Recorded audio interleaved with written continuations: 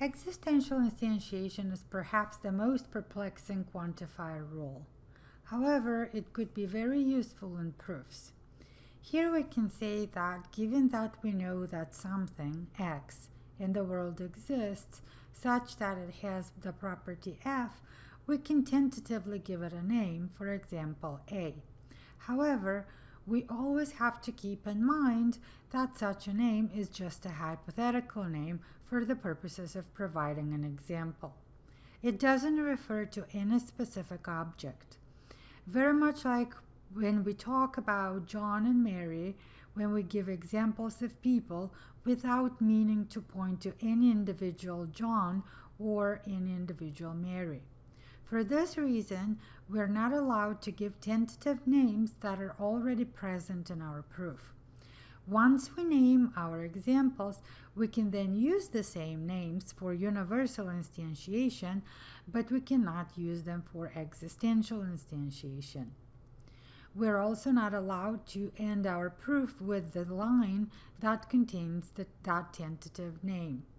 We will usually have to reintroduce an existential quantifier. It is also important to note that we are not allowed to use existential instantiation to introduce free variables.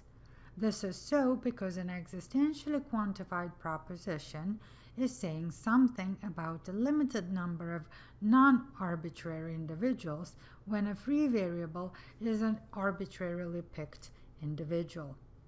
So here is an example of how we apply existential instantiation.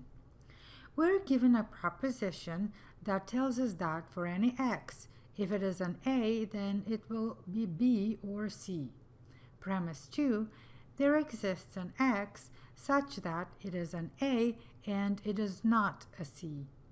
We want to prove that there exists an x, which is a B. Remember that when we have a universally quantified proposition and an existentially quantified proposition, we always start by instantiating the existentially quantified one, so we can then reuse the same constant we choose there. Thus, on line 3, we obtain AM and not CM. Then on line 4, we obtain if AM, then BM or CM. On line 5, we simplify line 3 to obtain AM. We then obtain BM or CM by lines 4, 5, and modus ponens.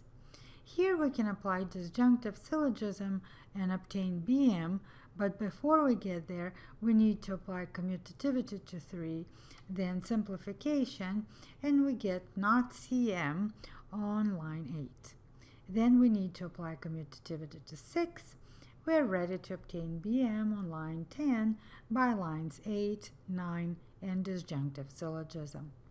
This is all we need in order to introduce existential quantifier and obtain there exists an x such that it is a Bx.